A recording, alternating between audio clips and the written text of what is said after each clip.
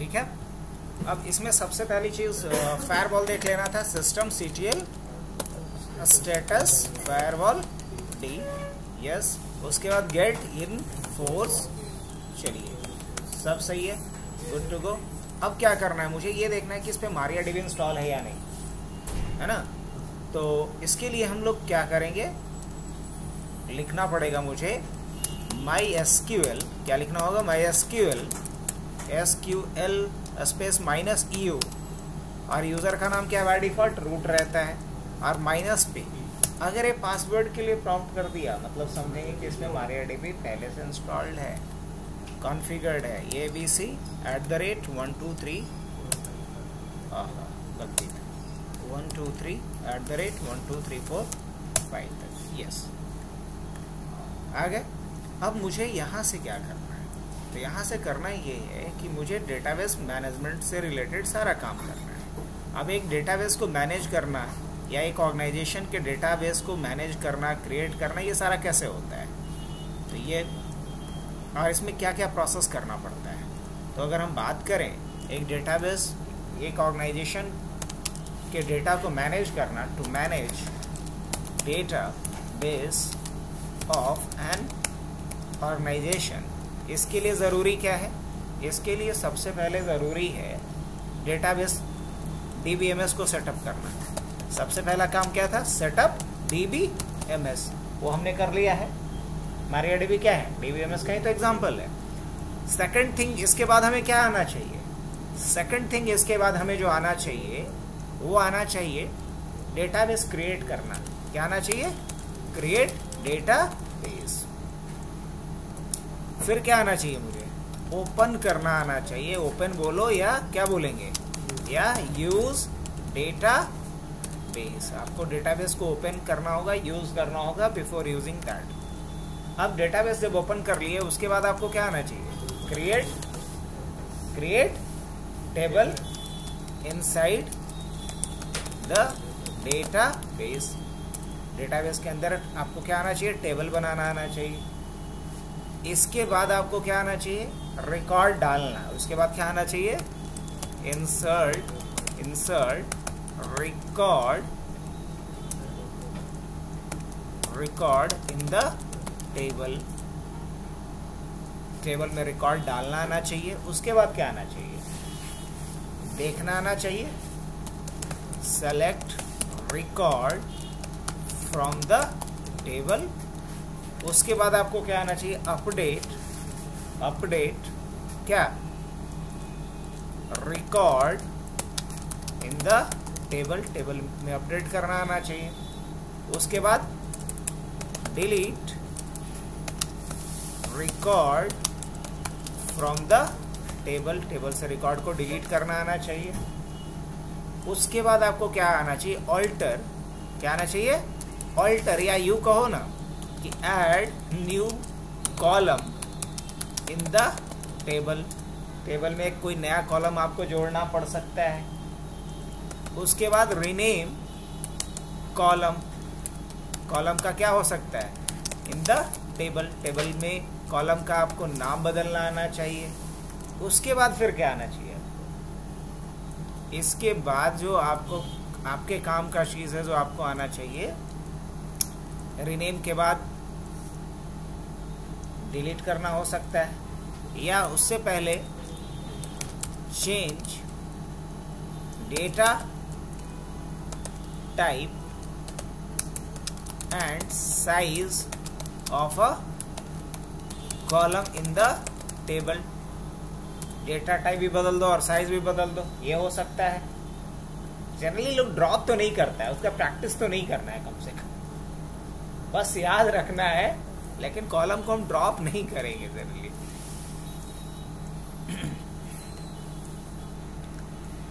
At last मुझे आना चाहिए CRUD ऑपरेशन।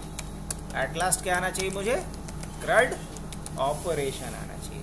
अब CRUD ऑपरेशन में क्या क्या आ जाता है आपका, CRUD में आपका C का मतलब होता है क्रिएट। यहाँ C का मतलब क्या होता है, क्रिएट। अब क्रिएट कुछ नहीं होता है, यहाँ C का मतलब क्या है, इंसर्ट। C बोले तो यहाँ क्या, क्रिएट मतलब नया रिकॉर्ड डालना, मतलब इंसर्ट करना। आर का मतलब क्या होता है? तो आर का मतलब होता है यहाँ पे रीड। रीड, अब रीड का मतलब कुछ नहीं है। रीड का मतलब यहाँ पे क्या होता है? सेलेक्ट। रीड का मतलब यहाँ क्या होता है? सेलेक्ट होता है। रीड का मतलब सेलेक्ट।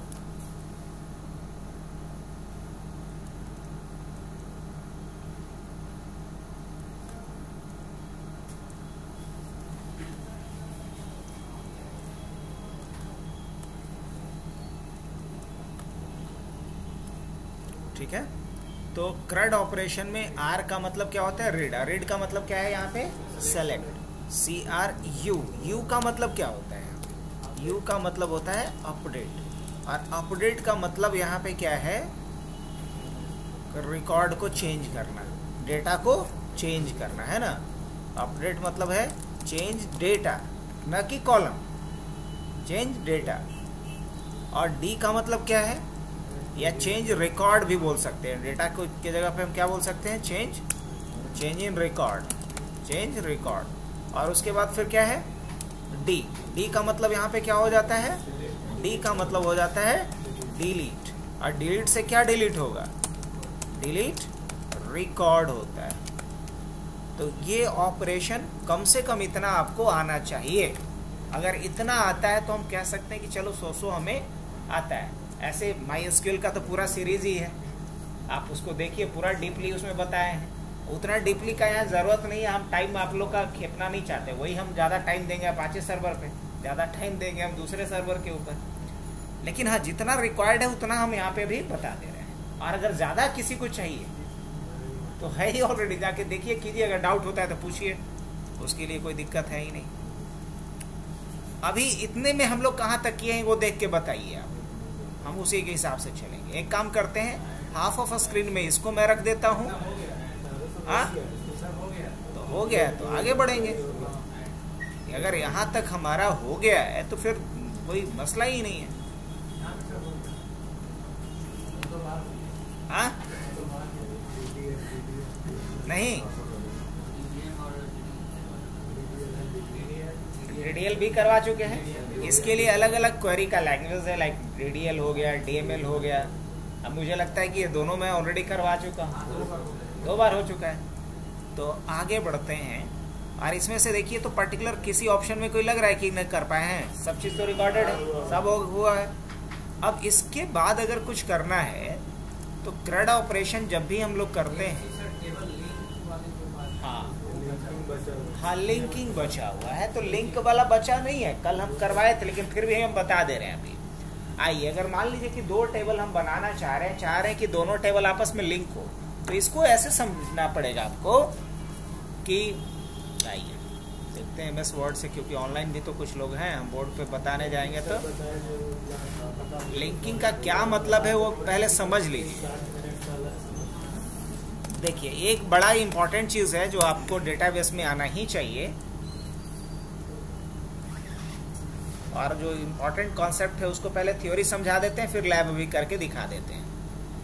ठीक है? डेटाबेस में ये एक इंपॉर्टेंट कॉन्सेप्ट ये है की का। किसका? की का। अगर कोई पूछे कि डेटाबेस में की क्या होता है तो क्या बोलेंगे? की, हाँ, इन अ DBMS की इज अ कॉन्स्ट्रेंट। कॉन्स्ट्रेंट मतलब रिस्ट्रिक्शंस, रुकावट। तो डेटाबेस में की क्या होता है? कॉन्स्ट्रेंट होता है। That is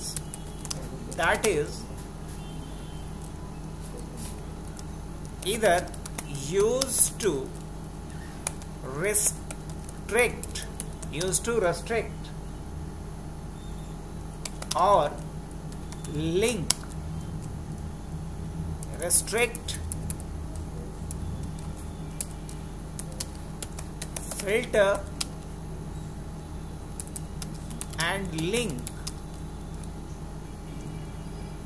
to tables। तो की का बेसिकली 3 काम है। पहला तो रिस्ट्रिक्शंस लगाना, दूसरा फिल्ट्रेशन में हेल्प करना, और तीसरा 2 टेबल्स को आपस में लिंक करना। तो ये 3 मेन काम है लिंक का। अगर नहीं समझे तो तीनों का एग्जांपल हम दिखा देंगे बकायदा कि कहाँ लिंक हो रहा है, कहाँ फिल्टर हो रहा है, कहाँ रेस्ट्रिक्शंस लग रहे हैं। लेकिन की का एकदम शॉर्ट और इम्पैक्ट डेफिनेशन हो गया, जिसमें कि डीबीएमएस में की क्या है, एक कांस्टेंट है, एक रुकावट है, एक रिस्ट्रिक्शंस है, जिसका 3 मेन पर्पस होता है। पहला रिस्ट्रिक्शन लगाना, इसमें इसी तरह का डेटा जाएगा, दूसरा ना जाएगा। दूसरा उसमें से यूनिक रिकॉर्ड को फाइंड करना, और तीसरा 2 टेबल को आपस में लिंक करना। अगर हम एग्जाम्पल की बात करें, फॉर एग्जाम्पल अगर मैं लिखूं तो पहला नाम आता है प्राइमरी की का। अब एक टेबल में कितना प्राइमरी की हो सकता है? एक ही हो सकता है ना। 1 प्राइमरी की एग्जिस्ट इन एक टेबल में कितना प्राइमरी की होगा? मैक्सिमम एक ही होगा, एक से अधिक नहीं होगा। अब प्राइमरी की क्या नहीं हो सकता है? प्राइमरी की एट्रीब्यूट नाइदर ब्लैंक नॉर, ना तो ये ब्लैंक होगा और ना ही क्या होगा,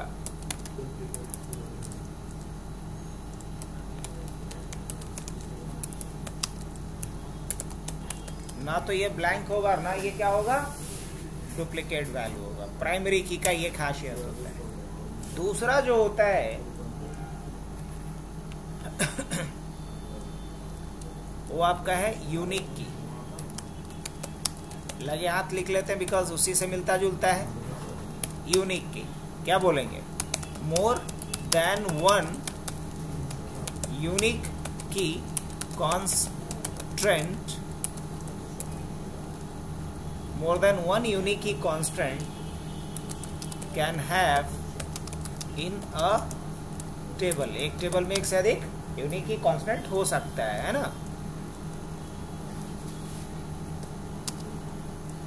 लेकिन प्राइमरी कितना होगा? एक ही होगा। यूनिक की के साथ एक और बात है कि यूनिक की ब्लैंक हो सकता है ना। It can be blank but can't have duplicate, लेकिन इसमें डुप्लीकेट अलाउड।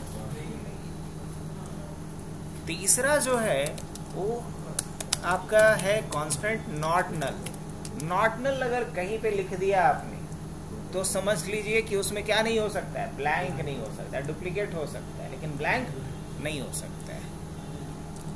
ये किसमें लगा सकते हैं? मोर देन 1 क्या बोलेंगे? attributes in a table can be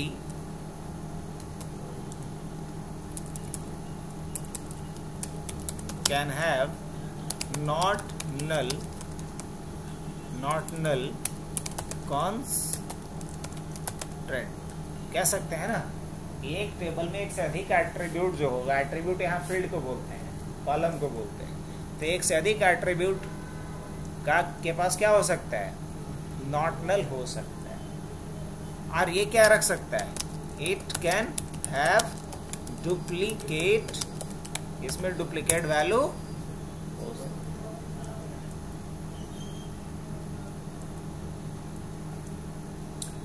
not null के बाद जो नेक्स्ट कांस्टेंट है, प्राइमरी की हो गया, यूनिक की हो गया, नॉट नल हो गया।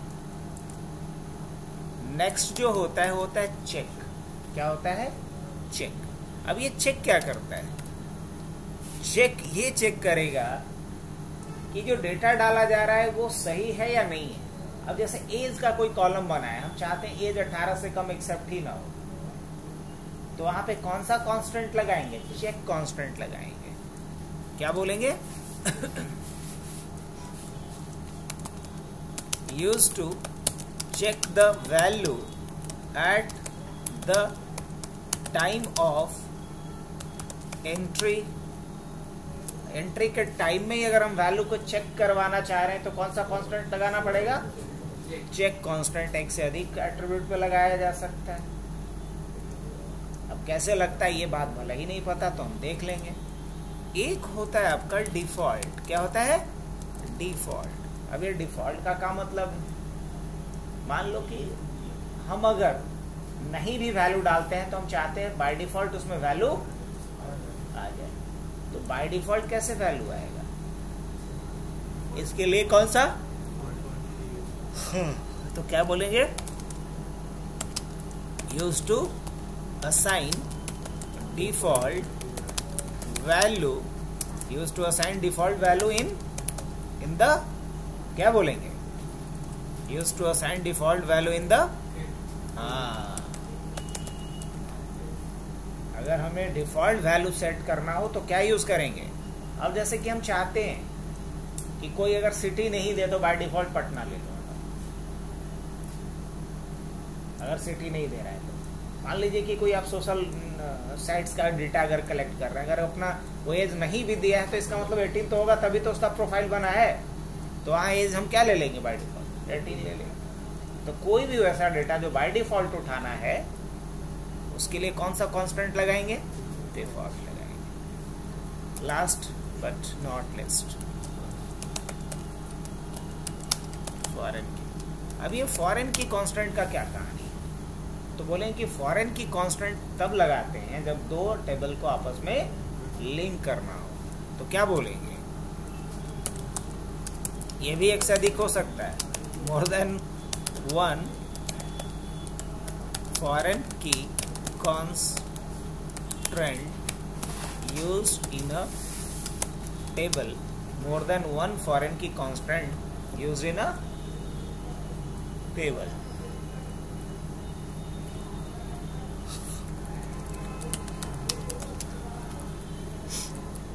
है ना? Link to different table. और एक और इम्पॉर्टेंट बात याद रखना है कि डीबीएमएस में, डेटाबेस में, a single logical data must be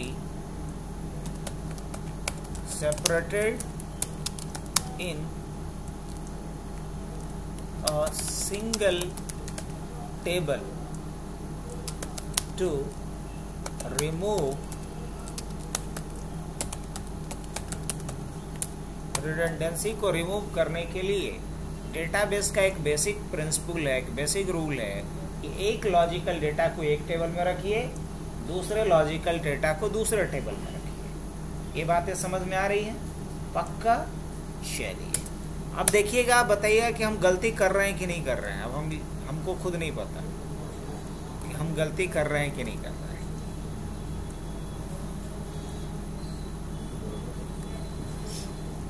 मान लीजिए हमने लिखा है स्टूडेंट आईडी, स्टूडेंट नेम, उसके बाद हमने लिखा है इसका डेट ऑफ बर्थ, उसके बाद हमने रखा है इसका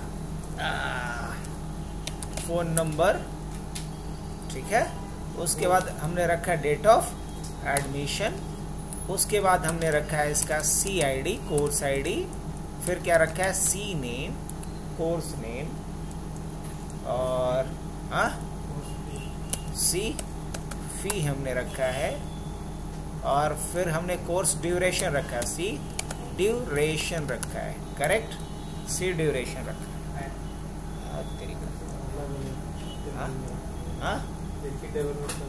हाँ, अब देखिए दिक्कत कहाँ आएगी, वही आपको बताना है देख करके कि दिक्कत कहाँ आने वाला है। हाँ, डेट ऑफ बर्थ और फोन तक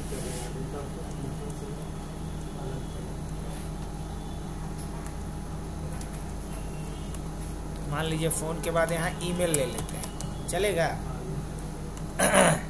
अब आइए, अब यहाँ देखिए और बताइए कि ये जो हमने टेबल बनाया ये सही है? मान लीजिए H101 नाम है इसका, राम, डेट ऑफ बर्थ मान लीजिए इसका 1/1/2000, फ़ोन नंबर इसका मान लीजिए ये है, ईमेल इसका r@gmail है .com है, और डेट ऑफ एडमिशन इसका है 12/7/2000, 12/7/24 का है। CID इसका मान लीजिए है कि P101 है, प्रोग्रामिंग सीख रहा है ना। कोर्स का नाम यहाँ पे पाइथन लिखा गया, कोर्स का फ़ी मान लीजिए यहाँ 12,000 लिख दिया गया, ड्यूरेशन यहाँ पे 3 मंथ्स का लिख दिया गया। अब मान लीजिए कि एक दूसरा स्टूडेंट आता है A102 जिसका नाम है श्याम, और ये इसका डेट ऑफ बर्थ है मान लीजिए 2/7/1999 का, 2/7/1999 का। फ़ोन नंबर है किस तरीके से कुछ sh@gmail.com, ये इसका क्या हो गया। अब इसके बाद इसके साथ आगे क्या किया गया, चलो थोड़ा सा इसको हम एडजस्ट करते हैं ताकि ढंग से दिख जाए इसके लिए, है ना। और डेट ऑफ एडमिशन मान लीजिए कि ये 15 तारीख को 6वां महीना में 24 में आके एडमिशन लिए हैं, और ये भी 101 में है, और यहाँ पाइथन, और ये मान लीजिए यहाँ पे 10,000, और यहाँ पे लिखा गया है दुमई। अब ये बताइए कि ये डेटा क्या है, गड़बड़ हो गया ना, तो इसको बोला जाता है इनकंसिस्टेंट डेटा। ये डेटा कंसिस्टेंट नहीं है, ऊपर एक कुछ और लिखा गया, नीचे कुछ और लिखा गया। कोई झूठ बोल रहा है उस पर दिक्कत नहीं है, लेकिन जब फैक्ट मैच नहीं करता है तो वहां पे क्वेश्चन राइज शुरू हो गया। मतलब झूठ का भंडाफोड़ कब होता है, जब डेटा आपस में मैच, हाँ, मिसमैच हो जाए। और नहीं तो कोर्ट कचहरी में तो कितना चीज चलता है, लोग जान रहे हैं सामने वाला, लेकिन डेटा मैच कर रहा है तो आप कुछ नहीं बोल सकते। तो वो चीजें हैं। तो यहाँ एक चीज और है कि ये अगर मान लिया जाए, ये अगर प्राइमरी की है तो अगर यहाँ 101 है तो यहाँ भी 101 आ रहा है, तो ये भी डेटाबेस के रूल का वायलेशन है कि नहीं। अब अगर हम बोलेंगे कि कोर्स पाइथन वाला हट गया, अब पाइथन वाला कोर्स हटाएंगे तो रिकॉर्ड वो डिलीट हो जाएगा कि नहीं हो जाएगा राम और श्याम का। हमें तो कोर्स को सिर्फ हटाना था। अगर बोलेंगे कि पाइथन कोर्स का फी अपडेट हो गया है तो हर जगह जाके अपडेट करना पड़ेगा, एक आध जगह पे छूट जाएगा तो फिर नहीं, दिक्कत होगी। तो ये जो इनकंसिस्टेंसी आ रहा है, जानते हैं क्यों आ रहा है? सबके जड़ में कौन है? सबके जड़ में है कि अलग अलग लॉजिकल डेटा, इसमें एक यहां से लेके यहां तक ये स्टूडेंट का डेटा है, स्टूडेंट का पर्सनल डेटा है, करेक्ट, यहां तक, इनफैक्ट यहां तक स्टूडेंट का पर्सनल डेटा है। और यहां स्टूडेंट का डेटा सिर्फ नहीं है, बल्कि ये कोर्स का डेटा है। यहां से अगर यहां तक की बात की जाए, अरे तू क्या आ रहा है भाई, यहां से यहां तक की बात करें तो ये क्या है? कोर्स का डेटा है, कोर्स के डिटेल,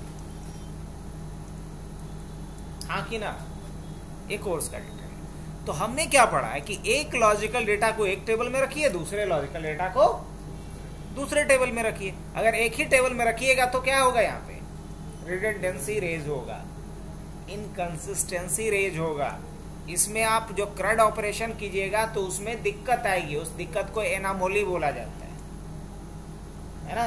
तो इस तरह के दिक्कतें नहीं आए, इसके लिए एक सिंगल रूल बना दिया गया है कि आप एक लॉजिकल डेटा को एक टेबल में, दूसरे लॉजिकल डेटा को, अब देखिए ना, ये डेटा कोई भी अगर थोड़ा समझदार होगा, कोई भी मतलब बहस चला रहा है उसको नहीं, ये जो CID, CNAME, फी और ड्यूरेशन दिख रहा है, ये किससे रिलेटेड है? ये पूरा कोर्स का डिटेल है। और ये जो है student ID, student name, date of birth, phone number, email, ये किससे रिलेटेड है? तो ये एक लॉजिकल डेटा हुआ। दूसरा लॉजिकल डेटा यहाँ पे रहेगा। मान लीजिए यहाँ पे ट्रेनर का भी इंफॉर्मेशन डाला हुआ रहता है, तो 3 लॉजिकल डेटा हो जाता है। तो ऐसा रखना गड़बड़ है डेटाबेस में।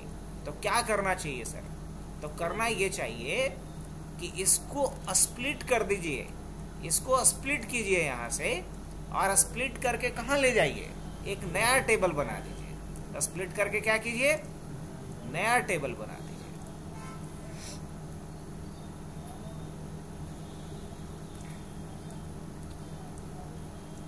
अब अगर हम इसको क्या करते हैं, यहाँ से Ctrl X कट कर लिए उतने पार्ट को। अब हम यहाँ कहीं आते हैं और Ctrl V कर लेते हैं उसी पार्ट को। तो हम क्या किए, यहाँ से स्प्लिट कर दिए इन दोनों टेबल्स को। कोई दिक्कत?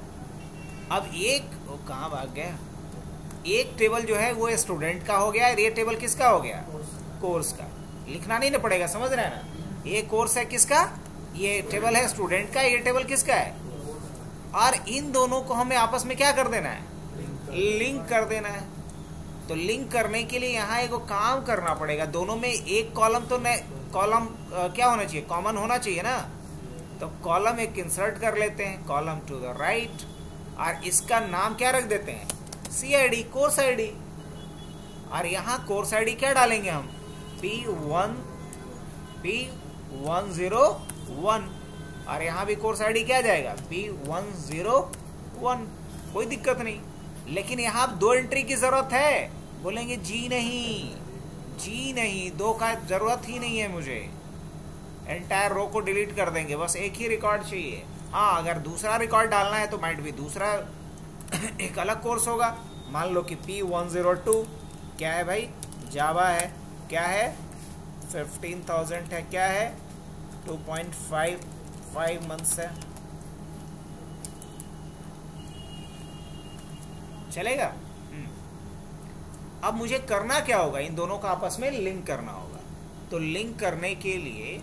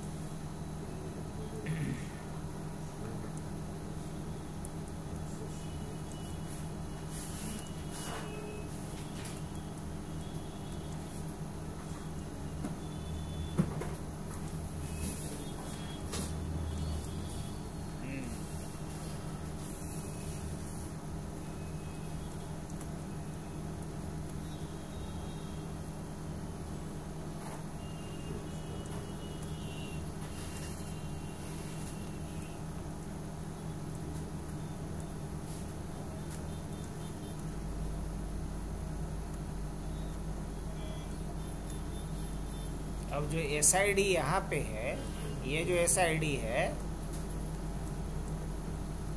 ये ना, वो वाला SID और ये वाला, यहाँ ये जो SID है, ये जो CID है, यहाँ इसको बोल देंगे पिक के। इसको क्या बोलेंगे, पिक के। पिक के बोले तो प्राइमरी की, कौन वाला, ये वाला। और यहाँ पे यही क्या कहलाएगा, यही कहलाएगा यहाँ पे फॉरेन की, क्योंकि यहाँ ये जो है वो बाहर से कहीं से आया ना, इंपोर्टेड है ना, तो इंपोर्टेड को ही क्या बोलेंगे, विदेशी। आप PK और FK, तो यहाँ PK बोलने का मतलब है प्राइमरी की, और FK बोलने का मतलब है फॉरेन की। तो जो आपका ये कोर्स वाला टेबल था, उसमें जो CID कॉलम था, CID एट्रीब्यूट जो था, वही स्टूडेंट टेबल में क्या हो गया, तो यहाँ रिपीट हो सकता है, क्योंकि फॉरेन की में रिपीटेशन अलाउड है, ब्लैंक भी रख सकते हैं। लेकिन यहाँ प्राइमरी की है, इसलिए इसमें ना तो ब्लैंक अलाउड होगा ना रिपीटेशन। अब बताइए कि अगर मुझे पाइथन कोर्स का फी अपडेट करना होगा तो कई जगह पे जाके करना पड़ेगा, एक जगह। अगर आप पाइथन कोर्स को डिलीट कर देंगे तो रिकॉर्ड वर्ड डिलीट होगा का, स्टूडेंट का तो नहीं होगा। तो कुछ बातें समझ में आई। अब ये करेंगे कैसे, तो इसके लिए हम वही प्राइमरी की, और अगर एक टेबल और रहता तो मान लीजिए कैसा टेबल चाहिए, मान लीजिए एक स्टूडेंट का हो गया, एक सब्जेक्ट का हो गया, और एक फैकल्टी का बना देते हैं, तो फैकल्टी मेंबर को भी इससे जोड़ सकते हैं। तो उसके हाँ, एक और फैकल्टी वाला टेबल बनाएंगे, इसमें ऐड करना पड़ेगा।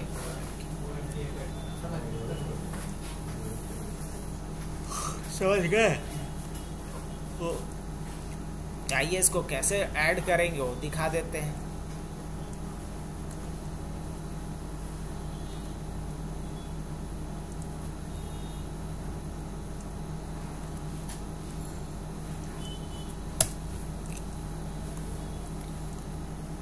यही है ना। तो देखिए अभी एक डेटाबेस हम क्रिएट करते हैं। इसके लिए क्या लिखेंगे, क्रिएट किया हुआ है किस नाम से, हबनेट क्या है, तो यूज हबनेट ऐसा लिखते हैं हम लोग। और उसके बाद क्या करते हैं, शो टेबल्स। क्या देखते हैं यहाँ पे, शो टेबल्स। तो यस यहाँ पे टेबल है क्रिएट, कोर्स, हाँ तो ये वैसे ही बना हुआ है जैसे कि अभी हम समझा रहे हैं, लेकिन चलिए हम जानबूझ करके यहाँ कोर्स को साइड करते हैं, एक एम्प्लॉई का बना लेते हैं। किसका बना लेते हैं? एम्प्लॉई और डिपार्टमेंट का बना लेते हैं। क्या नहीं हो सकता है? हाँ, तो एक टेबल हम बनाते हैं डिपार्टमेंट के नाम से। तो क्या लिखेंगे? Create table DPT, create table department. और टेबल में कौन कौन सा कॉलम होगा? डिपार्टमेंट ID होगा आपका, क्या होगा? varchar, कितने का? 10 कैरेक्टर का। क्या बना देंगे इसको? प्राइमरी की। उसके बाद फिर क्या? अब डिपार्टमेंट ID के बाद डिपार्टमेंट का नाम होगा, तो D नेम डाल दें। और डाल देते हैं, ये भी क्या होगा? varchar होगा। अब ये कितना हो सकता है? ये मान लीजिए कि 20 कैरेक्टर का हो सकता है। क्या अब इसमें क्या है? इसका यूनिक होगा ना, यूनिक की। अब उसके बाद हम क्या चाहते हैं? यूनिक की, और चाहते हैं कि ब्लैंक भी ना रहे, तो क्या करेंगे? Not null. उसके बाद हम क्या चाहते हैं? HOD, ये क्या होगा? varchar में रहेगा। और HOD का नाम हो सकता है, थोड़ा साउथ इंडियन है तो ये भी हो सकता है, नॉट नल। और उसके बाद क्या?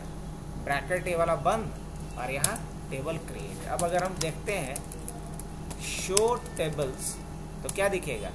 एक डिपार्टमेंट का भी टेबल दिख गया। अगर इसको डिस्क्राइब करता हूँ मैं कि कौन कौन सा फील्ड है, तो आप वही सेमीकोलन डालिए यहाँ, DID, DNAME और HOD। DID, DNAME और HOD दिख रहा है? जी हाँ, बिल्कुल दिख रहा है। अब एक एम्प्लॉय का टेबल बनाना है मुझे, लेकिन इसके साथ लिंक करना है उसको, तो क्या करना पड़ेगा? बड़ा ही आसान।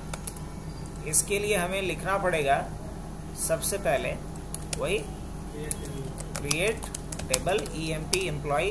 और एम्प्लॉय में कौन कौन से कॉलम होंगे भाई? क्रिएट टेबल एम्प्लॉय यहाँ पे कर दिए। अब एम्प्लॉय में क्या होगा? EID होगा, एम्प्लॉय ID होगा, varchar। हाँ चलो 10 कैरेक्टर का। क्या बना देता हूँ इसको? प्राइमरी की, कॉमा देंगे, फिर E नेम, ये भी क्या होगा? varchar। बहुत बड़ा नाम होगा तो 50 कैरेक्टर का होगा। बोलेंगे खाली मत छोड़ो, रिपीट कर लोगे चलेगा। E नेम के बाद क्या डालते हैं? हाँ, उसका डेट ऑफ जॉइनिंग डाल देते हैं, DOJ। ये क्या डालेंगे? डेट टाइप लेंगे। उसके बाद क्या डाल देते हैं? डेट ऑफ बर्थ डाल दीजिए, वहां से निकाल लीजिएगा 60 साल के बाद। और उसके बाद क्या डालना है? उसके बाद बेसिक सैलरी। आप फोन नंबर ले लेते हैं, फोन नंबर, फोन क्या होगा? varchar होगा, 11 का होगा, और UNIQUE यूनिक की। गुना भाग थोड़ी करना है, अगर करना होगा तो ले सकते हैं। अब उसके बाद हम बेसिक सैलरी ले लेते हैं। अब इसको इंटीजर में देंगे, बेसिक सैलरी को क्या देंगे? इंटीजर में। अब उसका TA भी देना है। क्या देना है? TA भी देना है, इंट में देंगे TA। फिर DA भी देना है, इंट में देंगे। फिर हमें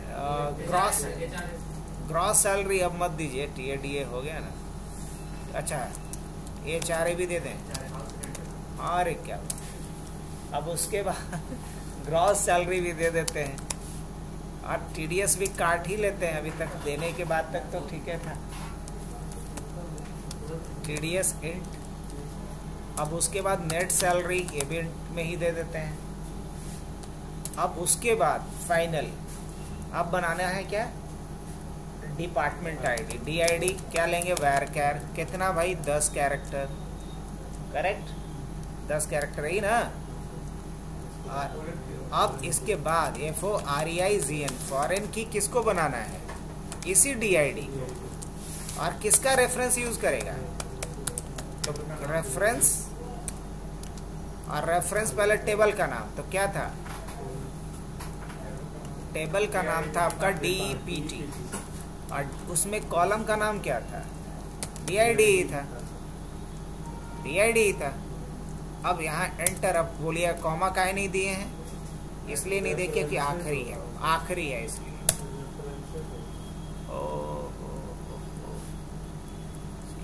रेफरेंसेस, बस इतना ही करना है। रेफरेंस के जगह पे क्या डालना था? रेफरेंस। एक बार लिंक भेज दीजिए, हमारे वीडियो को भी रोकिएगा तो रोक दीजिएगा।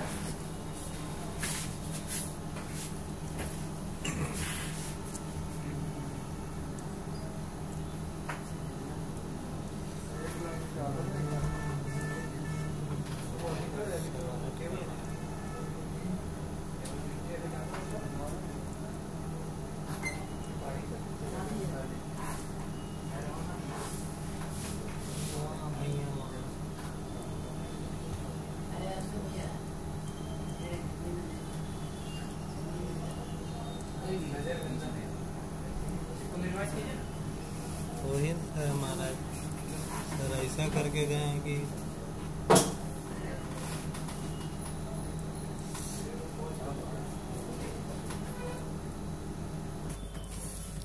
कनेक्ट किए हैं आनंद जी? ठीक ना ना, कहाँ किया है? अभिषेक किया है तो छोटा वाला, छोटा अभिषेक ना। नहीं ये वो अच्छा चेहरा दिखा था उनका। अच्छा दिखा था।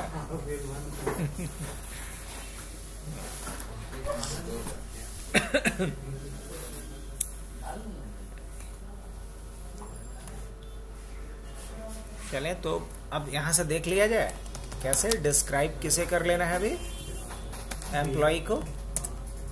तो इतने सारे टेबल, इसमें क्या दिख रहा है मग, है ना? और अगर डिस्क्राइब करेंगे डीपीटी को तो क्या दिखाएगा? है ना? अब देखिए, जब तक हम डिपार्टमेंट में नहीं डाल देंगे वैल्यू, तब तक आप एम्प्लॉय में डाल नहीं सकते, क्योंकि उस पर डिपेंडेंट है, डिपेंडेंसी है ना? तो चलिए देखते हैं पहले कि डिपार्टमेंट में कुछ है। अभी एक भी रिकॉर्ड नहीं है। Select star from DPT, nothing. अब हम देखते हैं सेलेक्ट स्टार फ्रॉम क्या है, ईएमपी। क्या इसके अंदर कुछ है? बोलेंगे नहीं, इसके अंदर भी कुछ नहीं। अब हम इंसर्ट करना चाह रहे हैं एम्प्लॉय के अंदर डेटा, तो क्या लिखेंगे? इंसर्ट, ये लिखेंगे ना, इनटू, और उसके बाद ईएमपी, और उसके बाद नहीं, पहले कॉलम दीजिए, कॉलम का नाम। टेबल का नाम तो दे ही दिए, अब कॉलम का नाम दीजिए। कॉलम का नाम इसलिए देना है क्योंकि सारे कॉलम में वैल्यू नहीं डालना है। अगर सारे में वैल्यू डालना होता तो हम, हाँ एरर देगा वो अलग बात, लेकिन डालने की कोशिश हम कर रहे हैं। ई आईडी में वैल्यू डालना चाह रहे हैं, ओके। ई नेम का वैल्यू अभी हम डालना चाह रहे हैं, ओके। डेट ऑफ ज्वाइनिंग भी डालना चाह रहे हैं, ठीक है। डेट ऑफ बर्थ भी डालना चाह रहे हैं, ये भी सही है। फोन भी डालना चाह रहे हैं, ये भी सही है। और बेसिक सैलरी भी डालना चाह रहे हैं, ये भी सही है। और DID भी डालना चाहते हैं, ये भी सही है। उसके बाद क्या डालना चाह रहे हैं? वैल्यूज। अब इसी के अकॉर्डिंगली वैल्यूज डाल दो। तो EID में मान लीजिए कि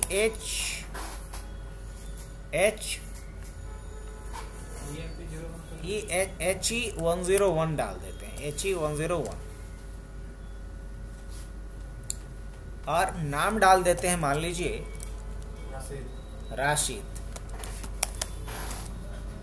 राशिद खान।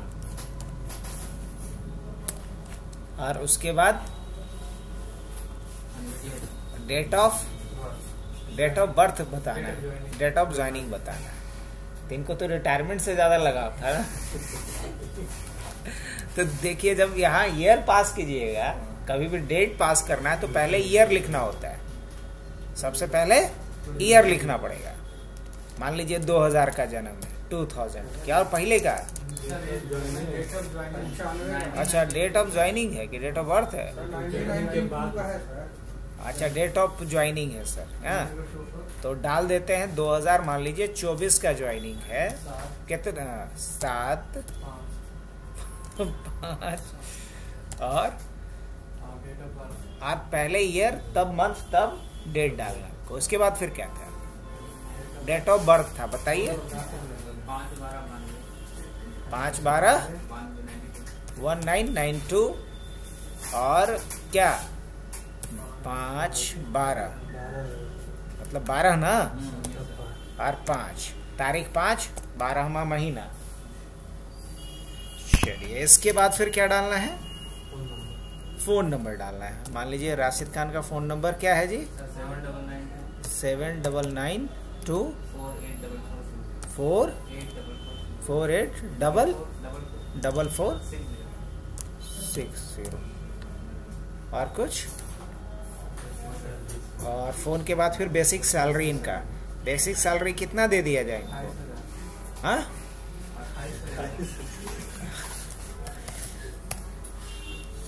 कुछ ज़्यादा नहीं है। और उसके बाद DID,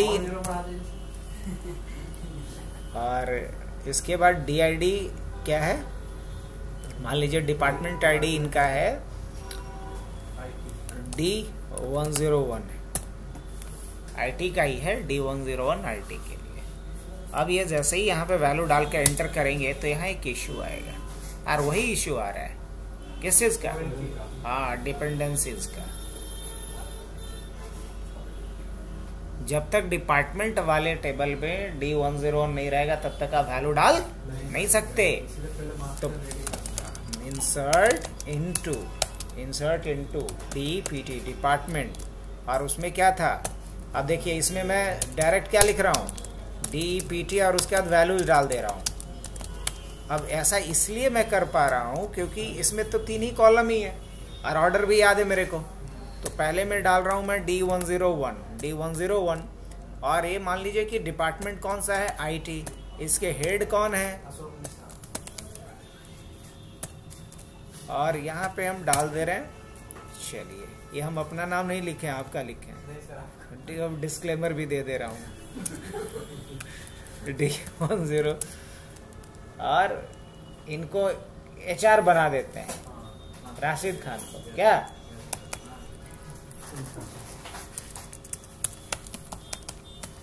राशिद खान हाँ,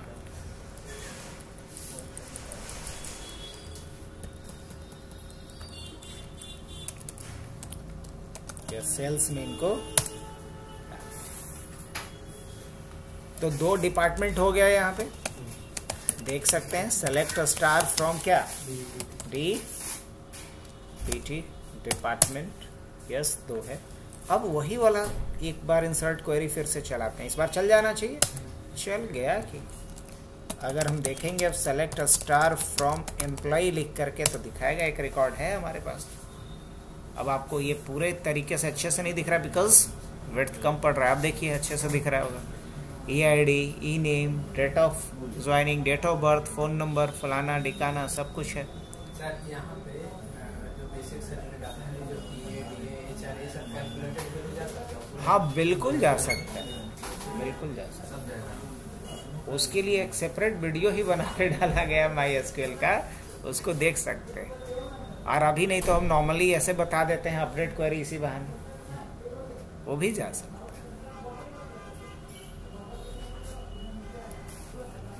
एक रिकॉर्ड और डाल देते हैं। राशिद खान का तो ठीक ही था, एक रिकॉर्ड और कम से कम डाल देते हैं। राशिद का एक दोस्त अभी बिछड़े हुए हैं, इमरान, और मान लीजिए इमरान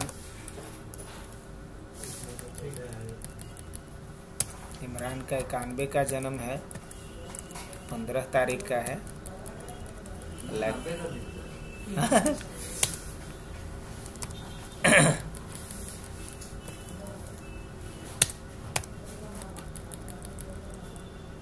एक ही डिपार्टमेंट में रखना है।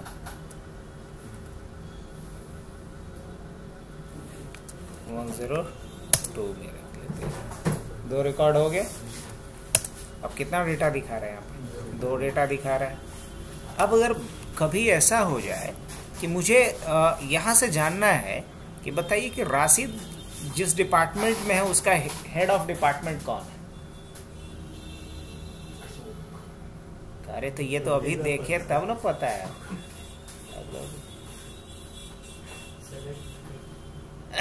कैसे पता? क्वेश्चन समझ में आ रहा है? क्या बोल रहा है? हमको देख DID टेबल को चेक करना पड़ेगा। हमें देखना ये है। हाँ, की है D101, उसको इसको ज्वाइन बोलते हैं। क्या बोलते हैं? 2 टेबल को जब ज्वाइन करेंगे तब दोनों टेबल से मिला करके हमें डेटा मिलेगा, और मुझे दोनों टेबल से मिला के डेटा चाहिए, क्योंकि नाम एम्प्लॉय का एम्प्लॉय टेबल से मिलेगा, लेकिन डिपार्टमेंट का नाम किससे मिलेगा? डिपार्टमेंट टेबल से मिलेगा। एचओडी का नाम किससे मिलेगा? डिपार्टमेंट से। अब कैसे उसको लिखते हैं वो बता दें। देखिए कैसे लिखते हैं, उस ज्वाइन कैसे लगाते हैं वो सिखा देते हैं। लिखना पड़ेगा सेलेक्ट। अब क्या सेलेक्ट करना है? तो सेलेक्ट एम्प्लॉय डॉट नेम, यही ना चाहिए हमको, एम्प्लॉय डॉट नेम, कॉमा डालिए। उसके बाद क्या चाहिए मुझे? एम्प्लॉय डॉट, और कुछ चाहिए? और कुछ ना चाहिए। फोन नंबर बता दो, बहुत खिसिया हो तो। चलो फोन नंबर चाहिए। अब उसके बाद क्या चाहिए? और कुछ? हाँ, एम्प्लॉय डॉट DID चाहिए, डिपार्टमेंट ID चाहिए। और उसके बाद क्या चाहिए? DPT, डिपार्टमेंट डॉट, क्या चाहिए उसका? डी नेम भी तो चाहिए सर, डी नेम भी तो चाहिए। और फिर क्या चाहिए? HOD भी चाहिए। हाँ, सिर्फ HOD ही जानना है, डिपार्टमेंट नहीं जानना है। DPT dot HOD from employ, और उसके बाद लिखना होगा इनर ज्वाइन, क्या? Inner join. और कौन सा दूसरा टेबल है? डिपार्टमेंट, और किसके बेसिस पे? ऑन एम्प्लॉय डॉट DID, जो मैच कर जाए किससे? DEPT डॉट DID से, इस कंडीशन में। अब देखिए मिल गया डेटा हमें। राशिद का फोन नंबर ये है, डिपार्टमेंट का ID ये है, डिपार्टमेंट का नाम IT है, HOD अशोक है, इमरान का फोन नंबर ये है, DID ये है, डिपार्टमेंट का नाम शेल्स है, और उस डिपार्टमेंट का हेड राशिद ही है। तो इसको ज्वाइन बोलते हैं डेटाबेस में। इस पे भी बड़ा वीडियो है, सेपरेटेड वीडियो है, आप उसको देख सकते हैं। यानी तो अगर इतना भी लिखना आ जाता है तो हमारा काम हो गया, क्योंकि बस 99%। क्योंकि हम लोग को करना क्या होता है, अलग अलग टेबल में डेटा है, उन सारे डेटा को लिखना कैसे है, इस पे ध्यान दें। हाँ तेरे ठीक है।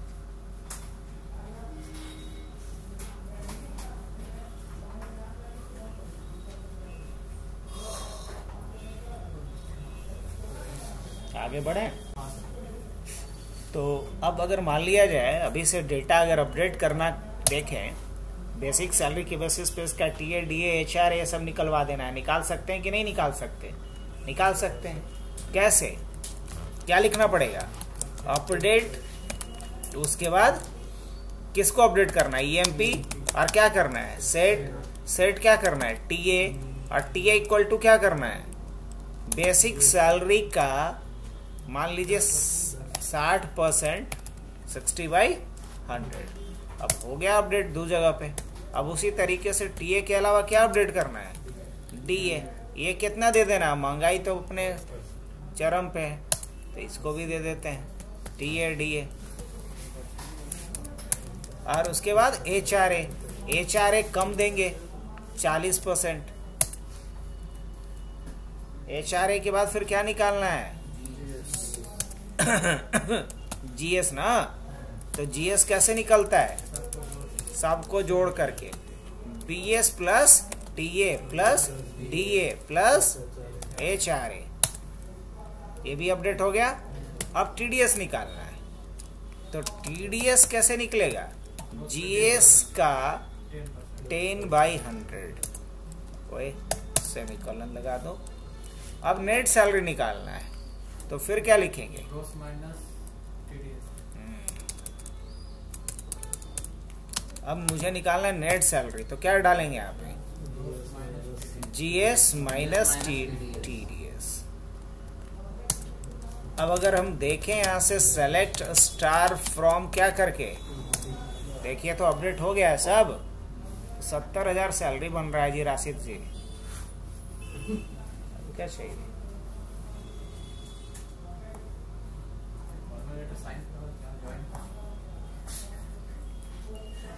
आपके को गलती हुआ है कि इनका एक परम मित्र का रिकॉर्ड भी डाल ही दिया थे।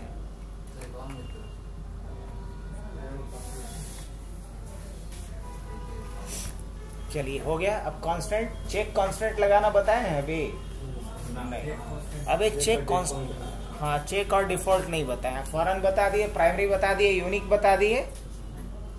अब हमें चेक और डिफॉल्ट का यूज करना है। तो कोई नहीं, एक टेबल बना रहा हूं मैं। कैसे?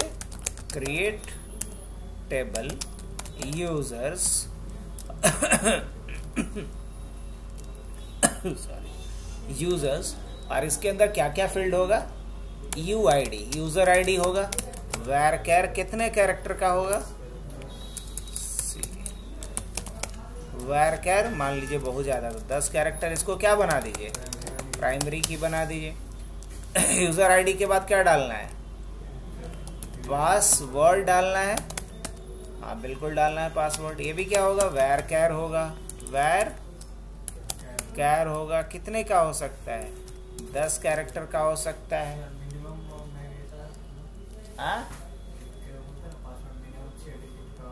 हाँ तो ये मिनिमम की बात कर रहा है, मैक्सिमम की बात नहीं कर रहा।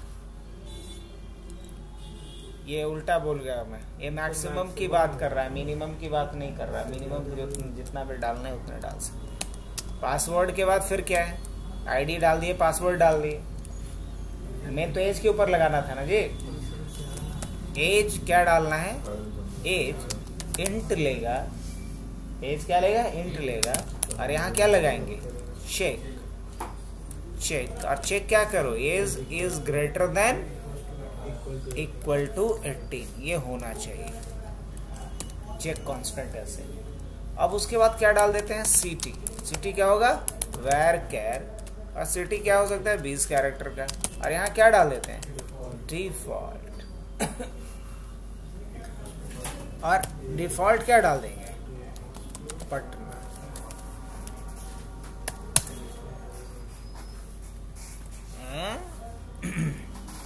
ऐसे नहीं जाता है।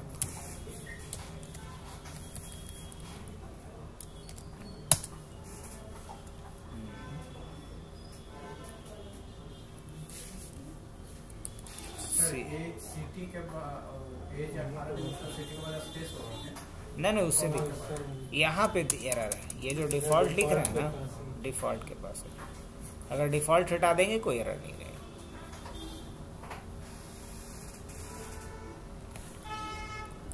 सिटी varchar, उसके बाद कांस्टेंट डालना होता है। तो कांस्टेंट क्या डालना है मुझे? डिफॉल्ट डालना है। करेक्ट। तो हम क्या लिखेंगे यहाँ पे? डिफॉल्ट। और डिफॉल्ट में वैल्यू डालना है मेरे को। तो डिफॉल्ट इक्वल टू, और यहाँ अगर ब्रैकेट के अंदर डालना है पटना, नहीं कहीं डिफॉल्ट के ये यहाँ एक्सेप्ट नहीं कर रहा है। चलिए कोई नहीं, चेक कांस्टेंट आपको दिखाते हैं। डिफॉल्ट भी देख लेते हैं। ये तो बन गया। चेक कांस्टेंट काम कर रहा है कि नहीं, जरा इसको देख लें। आइए क्या करेंगे अब? इंसर्ट इनटू यूजर्स, और उसके बाद क्या लिखना होता है? वैल्यूज। क्या डालते हैं? पहला यूजर कौन सा है? यूजर आईडी मान लीजिए U101 डाल देते हैं। और यूजर का नाम क्या डालते हैं? यूजर आईडी के बाद क्या था? नहीं पासवर्ड था, abc@12। पासवर्ड के बाद फिर क्या था? एज था। और एज हम जानबूझ के 17 डाल रहे हैं। एज 17 डाल रहे हैं। एक्सेप्ट करेगा? क्यों? Age greater than equal to क्या होना चाहिए? तो एक्सेप्ट तो नहीं करना चाहिए था। अगर यहाँ पे 16 डाल रहे हैं तो अच्छा, वो तो 101 की वजह से आ रहा है। तो 102 अगर हम डाल दें तो एक्सेप्ट कर लेगा। तो ये चेक कांस्टेंट भी यहाँ पे काम, MariaDB में ये भी काम नहीं कर रहा है। हालांकि बन गया था लेकिन ये अप्लाई नहीं कर पा रहा है। इंट कोई नहीं, इसको MySQL पे जा करके प्रैक्टिस कीजिएगा, काम कर जाएगा। इंट ठीक है, चेक करो। उसके बाद चेक क्या करना है आपको कि ये क्या होना चाहिए? ग्रेटर देन इक्वल टू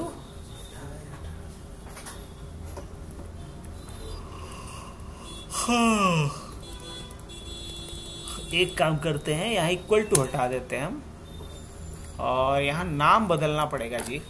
अब यूजर्स के जगह पे हम यहाँ पे टेस्ट के नाम से एक टेबल नया बना देते हैं और यही वैल्यू डालते हैं। बस यहाँ बदल करके हम क्या कर देते हैं, यूजर्स के जगह पे क्या लिखेंगे यहाँ पे, टेस्ट, और उसके बाद क्या डालेंगे यहाँ पे, वैल्यूज। नहीं काम कर रहे हैं।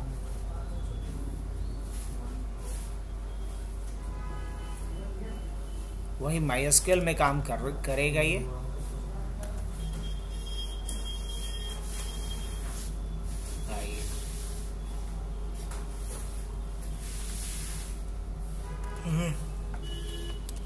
MySQL में इसी चीज को लगाएंगे आप तो वहां परफेक्टली काम करेगा। चलिए मैं दिखा देता हूँ, लगे हाथ। 1 2 3 4 5 6 7 8 आ गए। यहाँ पे क्या करना है इसमें, तो इसमें करना ये है कि मुझे सबसे पहले एक टेबल बनाना है। क्रिएट टेबल, टेबल का नाम क्या रखते हैं, MM, और MM के अंदर क्या डालते हैं, UID, क्या varchar, या चलिए कुछ ज़्यादा नहीं लेते हैं, क्या डालते हैं, नेम varchar, क्या ऐसा भी तो कर सकते हैं ना, varchar 10 कैरेक्टर का नाम डाल दो, और उसके बाद क्या डाल दो, एज, और एज इंटीजर होगा। और उसके बाद फिर मैंने क्या बोल दिया कि भाई एज क्या होना चाहिए, एज ग्रेटर देन क्या होना चाहिए, 18 से बड़ा होना चाहिए। लेकिन इसके पहले क्या लगाएंगे यहाँ पे, चेक करो कि क्या एज 18 से बड़ा है। ये ओहो,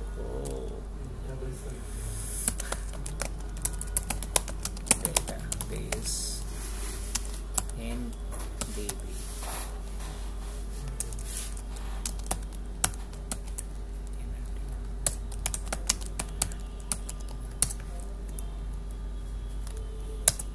हो गया। अब यहाँ हम रिकॉर्ड डालते हैं, इंसर्ट इनटू, और टेबल का नाम क्या है जी, ना टेबलवा का नाम क्या है, MM है।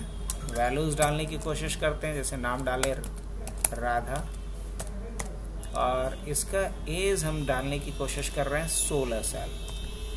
एक्सेप्ट नहीं होना चाहिए। यहाँ भाई क्या कर रहे हैं,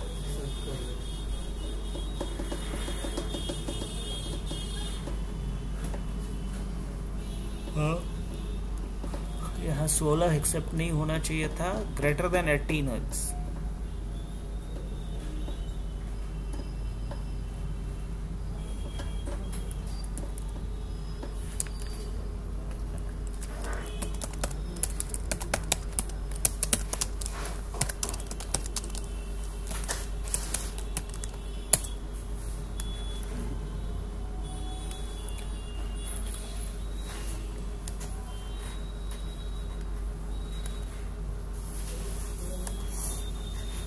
डालते हैं, क्रिएट डेटाबेस और माई क्लाइंट, क्या क्रिएट डेटाबेस, क्लाइंट्स के नाम से एक डेटाबेस बना दीजिए। क्या करेंगे, यूज क्लाइंट्स। अब उसके बाद क्या करेंगे, यहाँ एक टेबल बना रहे हैं, क्रिएट टेबल माई क्लाइंट्स, और माई क्लाइंट्स के अंदर हम क्या लिखेंगे, नेम, बंदे का क्या होना चाहिए, नाम, वेर कैर कितने में 20, वेर कैर 20, और उसके बाद फिर क्या, मान लो यहीं पे एज लिख लेते हैं, एज इंटीजर, कॉमा दे करके फिर क्या देंगे, कॉमा, लेकिन थोड़ा ऑकवर्ड लग रहा है मेरे। एज इज ग्रेटर देन क्या होना चाहिए, 18 होना चाहिए। और उसके बाद क्या डालते हैं, सिटी क्या होगा, वेर कैर होगा, मान लीजिए कि कितना 20 कैरेक्टर का होगा।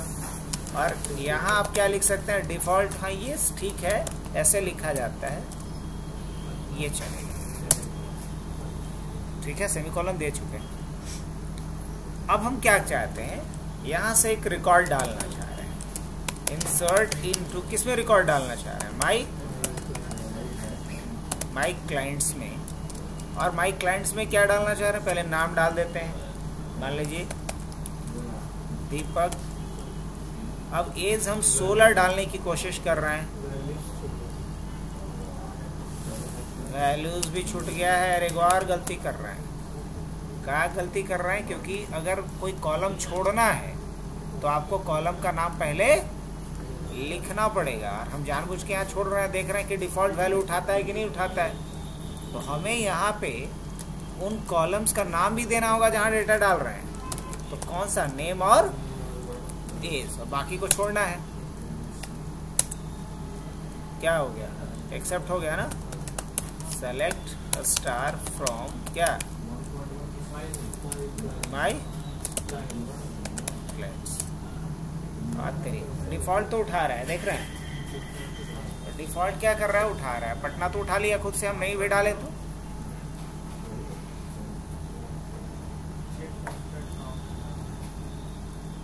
ये जो लिखा गया है ना, ये कुछ पल्ले नहीं पड़ रहा है, यहाँ कॉमा नहीं पड़ेगा। कॉमा पड़ने का मतलब कि तो ये खत्म हो गया है।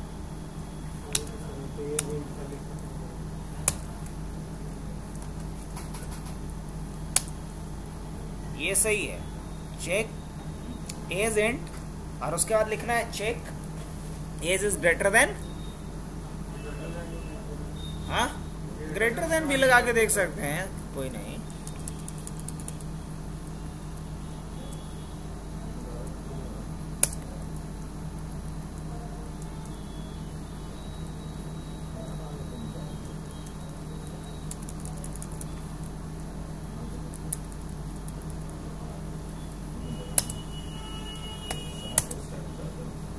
इसमें काम नहीं कर रहा है। एक बार देखिएगा वीडियो को, जो हमारा है उसमें है वो चीजें डाला हुआ, काम करेगा।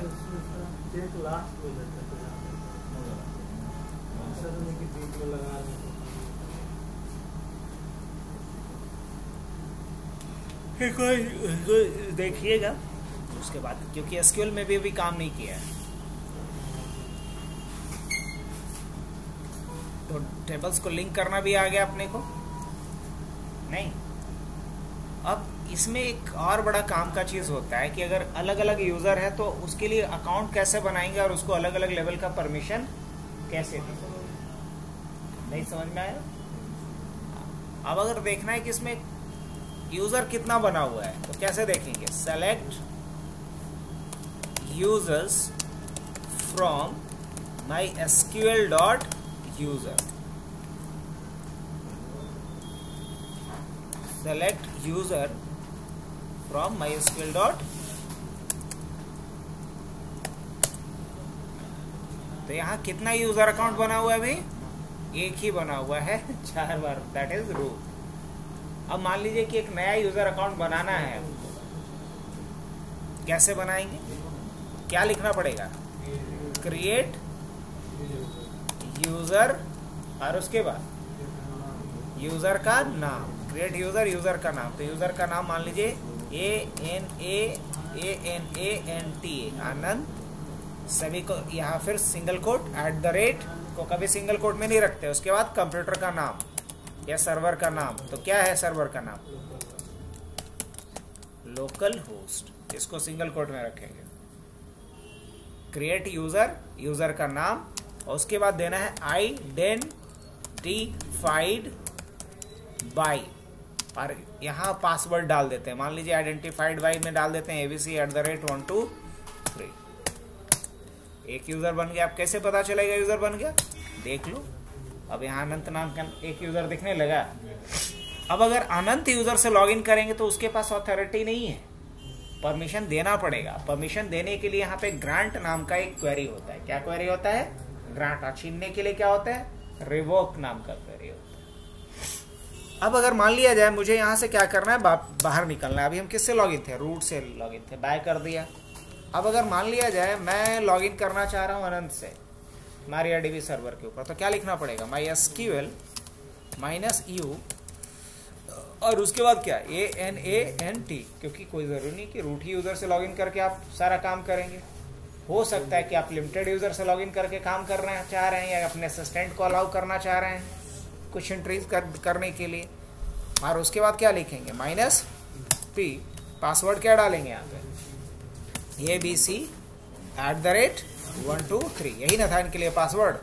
अब अगर आप स्टेटस भी देखेंगे तो पता चल जाएगा कि आप किस यूजर से लॉगिन है। तो करंटली आप किससे लॉगिन है, आनंद से लॉगिन है। अब अगर आनंद देखना चाहेंगे सो डेटाबेसेस करके भी तो देख पाएंगे क्या, नहीं, इनको हबनेट वगैरह नहीं दिख रहा है। अगर यूज हबनेट भी ये लिखेंगे तो क्या खोल पाएंगे, नहीं खोल पाएंगे। तो क्या किया जाए, परमिशन देना पड़ेगा। परमिशन कौन देगा, ये परमिशन देगा रूट। कैसे देगा ये पता नहीं, सिखा दें। आइए, अगर ऐसा करना है तो मुझे फिर वही लिखना होगा, MySQL -u, किससे लॉगिन करना है, रूट -p, और क्या पासवर्ड है, abc@12345।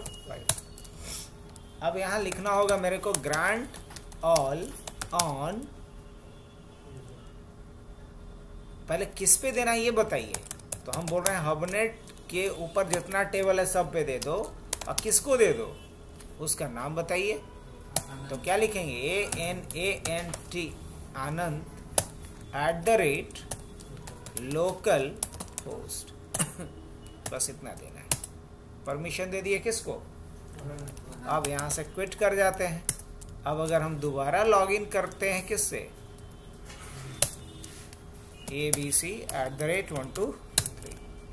अब अगर हम लिखेंगे शो डेटाबेसेस, दिखेगा, हाँ हबनेट दिखने लगा, जो पहले नहीं दिख रहा था। अब अगर हम लिखते हैं यूज हबनेट, क्या यूज होगा, हाँ बिल्कुल। अब लिखते हैं शो टेबल्स, क्या इसके अंदर जितने टेबल्स है दिख रहा है। अब लिखता हूं मैं सेलेक्ट स्टार फ्रॉम EMP, क्या रिकॉर्ड देख पाएगा सब कुछ। तो ये कहानी था आपका MariaDB का। हाँ, एक चैलेंज आपको दे सकते हैं अगर थोड़ा बहुत खुद से करने में इंटरेस्ट रखते हैं तो। देखिए, इसमें देखना है कि पाइथन इंस्टॉल है कि नहीं। तो पाइथन इज इंस्टॉल। अब हम पाइथन का कोड लिख करके CRUD ऑपरेशन करना चाहते हैं, पाइथन का कोड लिख करके CRUD ऑपरेशन करना चाह रहे हैं। तो पाइथन का कोड आप लिख सकते हो। करना क्या पड़ेगा आपको, कुछ नहीं, आप vi और यहाँ पे एक फाइल बना लीजिए जिस भी नाम से बनाना है। मान लो मैं डेस्कटॉप पे चला जाता हूँ, cd, ओए पहले d बढ़का ना, हाँ, हाफ ऑफ स्क्रीन में इसको रखते हैं। फिलहाल के लिए इसको बंद कर लेता हूँ मैं। अब देखिए, यहाँ से पाइथन का एक फाइल बनाना है मुझे। तो क्या लिखेंगे, vi और फर्स्ट program.py के नाम से एक हम फाइल बना देते हैं। और मान लो यहाँ किस पर्पज से बनाना चाह रहे हैं, नेटवर्क ऑटोमेशन में मेरा पाइथन का बहुत डीपली वीडियो है, उसको भी जाके देख सकते हैं कि पाइथन से क्या क्या आप काम कर सकते हैं। तो अभी फिलहाल के लिए क्या करना है, फिलहाल के लिए ये करना है कि मान लीजिए एक मैसेज ही प्रिंट करना है मेरे को। तो मेरे को अगर एक्चुअल में CRUD ऑपरेशन करना है, एक्चुअल में क्या करना है, CRUD ऑपरेशन करना है। तो हम लिखेंगे यहाँ पे print we have to perform CRUD operation using Python, ऐसा कुछ मैसेज दे देते हैं। अब इस फाइल को क्या करेंगे हम, WQ से। अब इस देखिए यहाँ एक बन गया। अब मुझे अगर इसको रन करवाना है तो क्या लिखेंगे, पाइथन fp.py। इसका आउटपुट मिल गया मुझे, यही उसके अंदर मैसेज लिखे थे ना। तो ये बस एक नमूना दिखाया हूं मैं। अब इससे आप CRUD ऑपरेशन कर सकते हैं, जैसे विंडोज में आप लोग से करवाए थे ना पाइथन का यूज करके, वैसे ही आप लिनक्स में भी कर सकते हैं। तो आज के लिए इतना ही रखा जाए आप लोगों का।